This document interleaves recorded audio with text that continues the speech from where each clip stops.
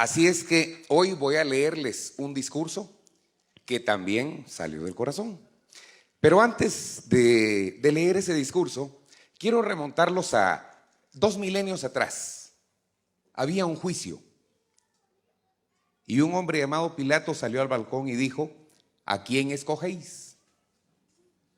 ¿A Jesús de Nazaret llamado el Cristo o a Barrabás? Y el público gritó: Barrabás. 2000 años han pasado y el pueblo sigue escogiendo a los malos.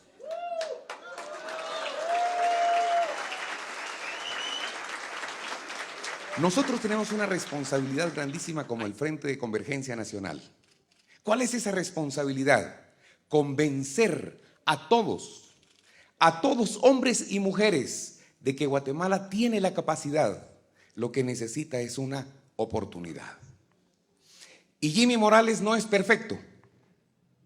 Y Jimmy Morales no puede solito.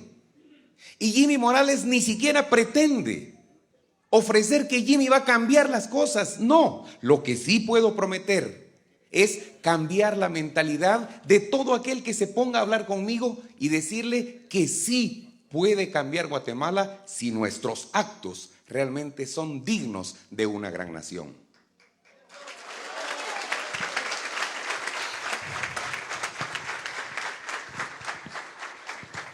Y a mi madrecita, a mi esposa, a mi familia, pues les agradezco siempre, a mi hermano, pero también quiero agradecerle a Florecita, que fue la que dio el primer paso conmigo. Yo di un paso y ella como 3 porque sus piernas son un poco más cortas. Gracias por creer. Me han preguntado sobre un plan de gobierno. Bueno, les voy a decir cuáles son las acciones a seguir. Acción primera: con carácter urgente, lucha frontal contra la corrupción. La experiencia me dice que con las acciones más simples se puede resolver hasta los problemas más extremos en cualquiera de los ámbitos en los que nos desarrollamos. El gobierno de Guatemala no es la excepción y tengo una propuesta de solución simple al problema que secuestra en gran parte la oportunidad de lograr el bienestar común, que es el que nos plantea la Constitución Política de la República en el artículo número 1. Esa simple acción tiene nombre y es una frontal lucha contra la corrupción. ¿Y qué es la corrupción?, me preguntarán ustedes. La corrupción es el vil robo agravado al dinero del pueblo. La corrupción le cuesta al pueblo de Guatemala miles de millones de quetzales al año. Esta acción le roba a niños, jóvenes, adultos y ancianos oportunidades verdaderas de vida. Les roba la salud, la educación y el desarrollo. Ha destruido incluso la vida en familia. ¿Cuántos hermanos guatemaltecos se han tenido que ir a otros países en busca de un sueño? Muchos han ido a otro lugar para poder construir una casa de ladrillo y de terraza. Y muchos lo han logrado, pero a costa de dejar a sus esposas o a sus esposos, de sacrificar el estar al lado de sus hijos.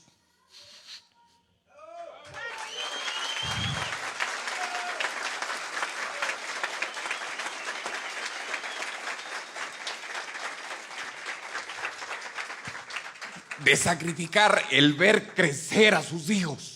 Han construido casas, pero se han deshecho hogares.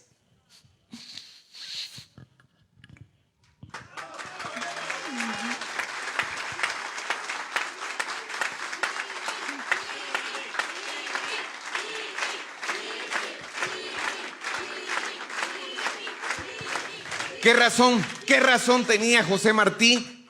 ¿Qué razón tenía José Martí cuando dijo: cuando los pueblos emigran, sobran los gobernantes? Y aquí eso ha pasado. Los gobernantes se han dedicado a robar, se han dedicado a llenarse los bolsillos y nuestra gente se ha tenido que ir. Y no es justo. No es justo. Se construyen casas, pero se destruyen hogares. Niños que no tuvieron el ejemplo de sus padres porque están lejos. Niños que no tuvieron el amor de sus madres porque están lejos. Y hoy son los que están manteniendo la economía nacional. 5.500 millones de dólares vienen al año por concepto de remesas. Y los hemos cuantificado simplemente por su remesa familiar, cuando el sufrimiento más grande ha sido abandonar la tierra que los vio nacer. Todos tenemos uno. Nadie más se tiene que ir de Guatemala. Tenemos que luchar para que ellos regresen. Tenemos que luchar para que nuestros hijos digan: yo soy guatemalteco, me siento orgulloso de ser guatemalteco. Me pongo la camiseta de Guatemala antes que la del Barça o el Real Madrid.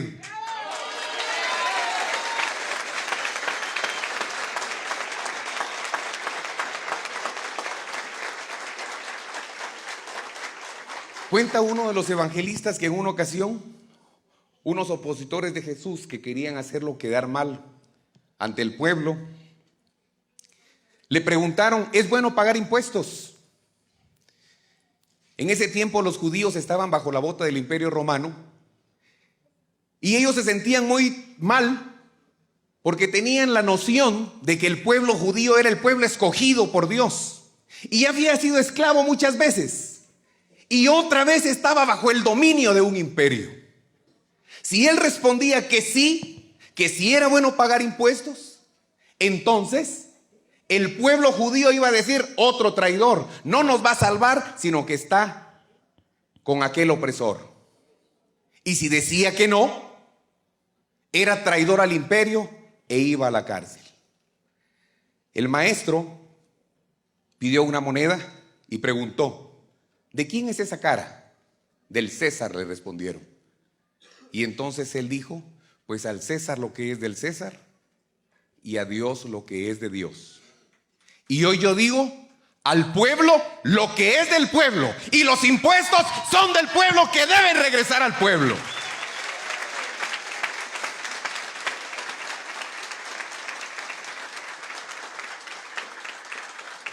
Mi madre me enseñó a punta de chicote que robar era malo. Y me decía que el que roba un centavo roba 1 millón. Y en Guatemala, miles de millones de quetzales que año con año pierde el Estado por la corrupción, es porque se los están robando. Y sí, y solo sí, ese dinero debe regresar al pueblo de Guatemala en servicios y beneficios para la población. Guatemala lo que necesita es una oportunidad, porque la capacidad la tiene demostrada. Lo que se necesita es que el dinero llegue a donde debe llegar. El dinero de los impuestos es sagrado y debe ser considerado como tal, porque el pueblo lo da con sufrimiento. Por eso, el que le roba el dinero de los impuestos, le roba al pueblo. Por lo tanto,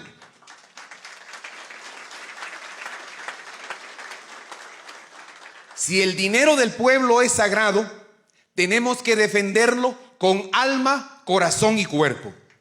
Por eso, si Dios me permite el privilegio de servir desde la presidencia de Guatemala, desde este mismo instante, me comprometo a que cuando asuma la presidencia, voy a pelear y a defender con todo mi ser el dinero de los impuestos.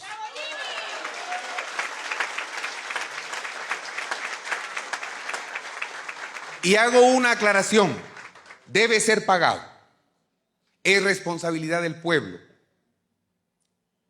responder por sus necesidades, pero es necesidad y prioridad de los gobernantes hacer buen uso de ese dinero. Sé y estoy convencido que un solo hombre no puede resolver este problema. Por eso les pido que compartan conmigo esta responsabilidad y juntos hagamos realidad esas magníficas enseñanzas de nuestro himno nacional y juntos digamos: ¡ay de aquel! ¡Ay de aquel que con ciega locura los colores de Guatemala pretenda manchar robándose 1 centavo del pueblo! Queremos sentar las bases de una Guatemala feliz. Guatemala feliz inicia el himno nacional de Guatemala, escrito por un cubano, José Joaquín Palma, ¿Qué miraba ese cubano en los guatemaltecos para decir Guatemala feliz? ¿Qué miraba? Seguramente miraba a ese pueblo que a pesar de las tribulaciones sonreía y luchaba.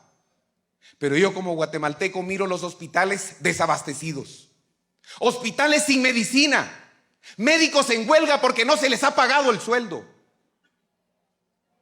robos millonarios de productores de medicina, pero también veo robos miserables de gente sin conciencia que viendo los estantes vacíos todavía los agarra para meterlos a la bolsa. Si nos robamos un lápiz, si nos robamos una hoja del gobierno, que nos dé vergüenza porque le estamos robando la oportunidad a alguien que necesita, porque el dinero del pueblo es sagrado.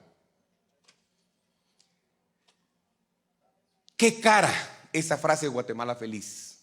Diego Solaberry, allá en las cumbres de los Cuchumatanes, inspirado por la belleza, escribió un poema que dice caros horizontes. Y es que es cara la frase de Guatemala feliz. Para que haya felicidad en Guatemala debe haber salud y hay que invertir en esa salud. Para que sea Guatemala feliz debe haber gente educada, capacitada, preparada. Y es cara la educación. Es cara esa frase. Pero les pregunto, ¿puede Guatemala? Sí puede. ¿Puede Guatemala? Sí. Pues yo me apunto a ser el que dirija esto, pero necesitamos que todos nos apuntemos y digamos, sí, se puede.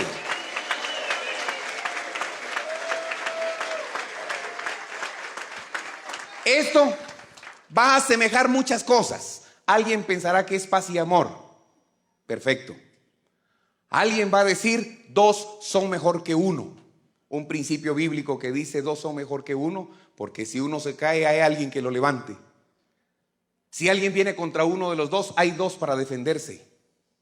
Si uno de los dos siente frío, hay otro que le ayudará a calentarse. Dos son mejor que uno. Cordón de muchos dobleces no se rompe fácilmente. Esto puede significar para nosotros la compañía de que vamos juntos en la construcción de una patria. Pero también le queremos sacar un simbolismo sencillo, una onda de horqueta. ¿Se recuerdan ustedes cuando un joven pequeño venció a un gigante? Y no lo hizo con fuerza de ejércitos ni con espada. La riqueza de los ejércitos que tenemos al otro lado de estas paredes es mucho dinero. Pero ¿cuántos creen que tenemos el arma que se llama voto para poderle ganar a esos grandotes? Levanten la mano así y digan, este es mi voto. Este es mi voto. Y convenzamos a toda Guatemala de que con esta arma que nos da la democracia podemos ganarle a todos los grandes. Este es mi voto. Este es mi voto. Este es mi voto.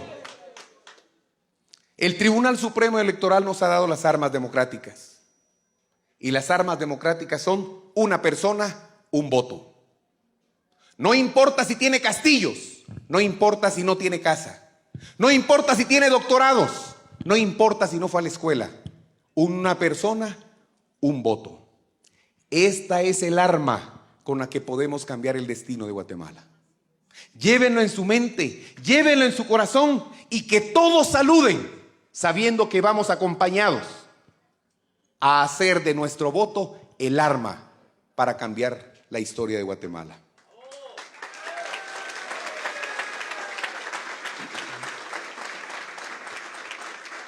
¿Para qué queremos el dinero de los impuestos? Queremos construir escuelas dignas y no cuchitriles sobrefacturados, que atentan contra la vida misma de nuestros niños, que son la médula del pueblo.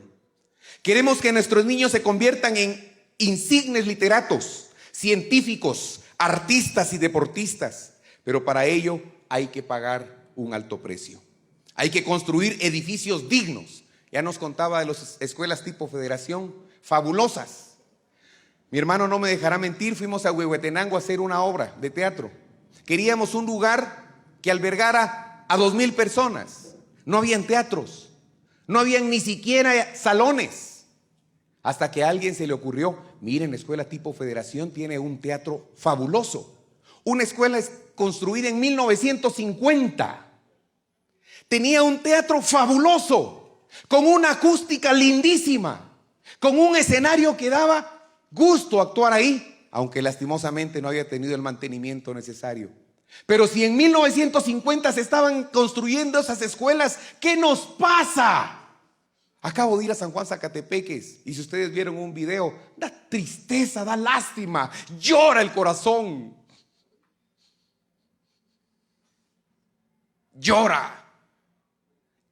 Aulas, 150 metros cuadrados de construcción, facturados a 1,049,000 quetzales. Eso es un robo. Ese es un vil robo. Y no eran 3 aulas, era un gran cajón que iba a ser dividido por canceles de madera, para que en cada una de esas aulas estuvieran 2 grados, de 30 alumnos cada uno. Y ya llevaba 2 años la construcción y no se terminaba.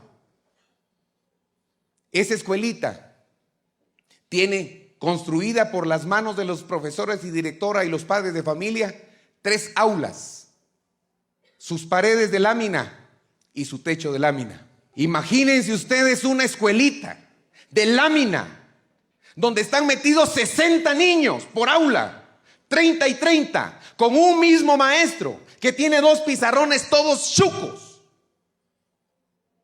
Ahorita les da clase a los de este lado, pongan a hacer deberes. Aquí los de este lado, pongámonos a hacer deberes. Es un horno en verano, una refrigeradora en invierno.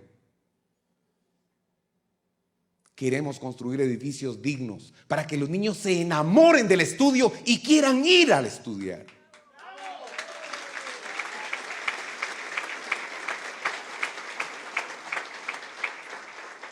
Yo tuve la oportunidad de estudiar en colegio en colegio privado, porque mi madre tenía el sueño de que nosotros fuéramos profesionales. Ella enviudó cuando tenía yo 3 años, mi hermano mayor 5, mi hermana menor tenía 4 meses de embarazo. Así es que mi mamá, sin haber podido estudiar, se quedó con un niño feíto de 5 años y un niño hermoso de 3 años. Esperando un tercero y dijo, mi hijo va a ser doctor. Vio a mi hermano. De mí no dijo nada, como que no le inspiré mucho, ¿verdad? Pero ella tenía un sueño de que sus hijos salieran adelante. Gracias, madre. Y gracias al estudio hemos salido adelante. Sin el amor del padre y de la madre o de la familia, tampoco se puede. Es un componente, pero es un componente vital. Debemos construir escuelas dignas. Pero es triste ver escuelas donde hay un salón de clases en pésimas condiciones y hay 160 alumnos, 6 maestros y una directora que tienen un baño en donde no hay agua y el baño también es de lámina. Y esa es la realidad de miles de escuelas. Y hay una frase interesante que está de moda de un hombre insigne, expresidente de Uruguay, José Mujica, que dijo, primero, vamos a invertir en educación. Segundo, en educación. Tercero, en educación. Yo creo en educación. Pero la realidad de Uruguay es diferente a la realidad de Guatemala. Uruguay no tiene más del 65% de desnutrición crónica. Y no tiene el 10% de niños con desnutrición aguda que se están muriendo literalmente de hambre. ¿De qué sirve llevar niños a la escuela si sus abuelos estaban desnutridos? Si sus papás estaban desnutridos, si cuando estaba la mamá en gestación no recibió buena alimentación y al salir del vientre de su madre recibió mala alimentación. Yafet, como médico, ¿qué resultado tenemos? Alguien que no se desarrolló bien. Y no es asunto racial, no. Es asunto genético. El ser humano que no recibe alimento no desarrolla ni su cuerpo ni su cerebro. Por lo tanto, vamos a llevarlo a la escuela y no va a rendir. necesitamos, antes de pensar en educación, en una estrategia verdadera de salud que sea encabezada por una estrategia y una política de seguridad alimentaria y nutricional que inicie con los niños. Hoy por hoy muchos funcionarios públicos le roban al pueblo de Guatemala cerca de 45,000 millones de quetzales al año. Oigan bien, 45,000 millones de quetzales. Eso equivale a 3,000 millones de comidas al año a precio de 15 quetzales el plato de comida. Suficiente para alimentar, dándole desayuno, almuerzo y cena a 2,700,000 niños durante todo un año. ¿Qué prefieren ustedes? ¿Dinero en la bolsa de políticos corruptos o prefieren niños bien alimentados? Otro motivo para que vayan a la escuela. Allá sí me dan comida. Y no para politizarlo, sino para solventar la necesidad que hoy tenemos. Yo quisiera que nadie tuviera que pedir comida. Mi madre me enseñó que siendo viuda, no pidan nada porque, ¡ay, sí piden! Íbamos a visitar a la casa de los abuelos paternos y a veces la pasábamos trayendo a la zapatería donde ella trabajaba y en la esquina de la casa de la abuela había una tienda y ahí estábamos parados, un agua para mi hermano y yo, una galletita o algo. Comía ella con Karina y nos decía, ya almorzaron. ¡Ay de ustedes si piden comida! Y si les ofrecen, ya almorzaron. Y hay de nosotros si pedíamos comida. Ya quisiera yo que nadie tuviera necesidad. Les doy mi palabra que yo no estoy a favor de programas sociales solo así porque sí. Todo tiene un fin y el fin que nosotros queremos es darle oportunidad de educación, pero en buenas condiciones. Buenos colegios y bien educados, bien alimentados nuestros niños. Segunda acción de carácter urgente, eliminación de los privilegios. No es posible que un dignatario tenga un auto blindado, servicio de seguridad y una autopatrulla atrás para cuidarlo. Comidas gratis. Ellos sí comen gratis. Y todas las cosas que conlleva el lujo, cuando se les fue concedido el privilegio de servir a la nación. Y repito, privilegio de servir a la nación. Yo estudié en una institución que su lema es salvos para servir y eso es lo que me tiene aquí. Privilegios que tenemos que quitar. Los estudiosos de esto dicen que si lográramos erradicar los privilegios, nos ahorraríamos cerca de 25,000 millones de quetzales al año. Con eso se podría abastecer hospitales, abastecer los centros de salud, pagar salarios médicos y construir más centros de salud. ¿Y saben qué es lo bueno? Que tenemos a la mejor persona para que pueda administrar esas dos carteras, exrector de la Universidad de San Carlos, médico de profesión y un hombre de experiencia en la administración médica.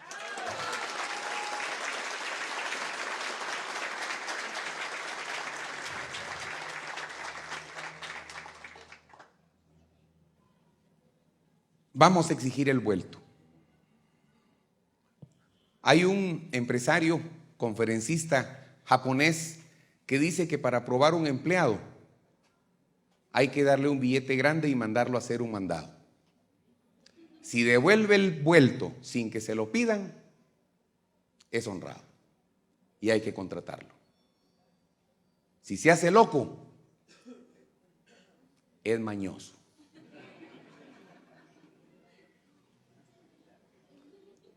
Yo creo que hoy el pueblo de Guatemala le está pidiendo vuelto a este gobierno.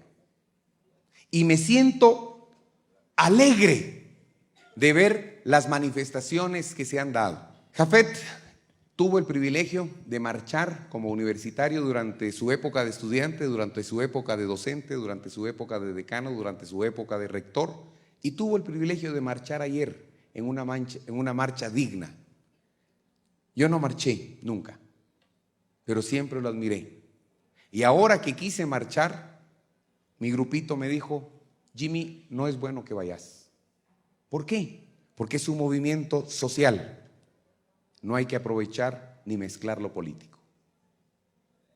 Me lo han agradecido tremendamente. Eso sí, en lo calladito y en lo secreto, mi tía Rosa y mi mamá me acompañaron a darles unas agüitas y a darles un suerito y unas pastillitas para la voz a los que estaban encadenados a la puerta del palacio, y ni siquiera ustedes se enteraron, porque no necesito andar haciendo publicidad de lo que no he hecho. Saludar con sombrero ajeno es malo. Tenemos que pedirle el vuelto a todos. Jafet, te van a pedir vuelto. Diputados, les van a pedir vuelto. Ahora díganme: Jimmy, te vamos a pedir vuelto. No va a haber necesidad, yo se los voy a devolver antes.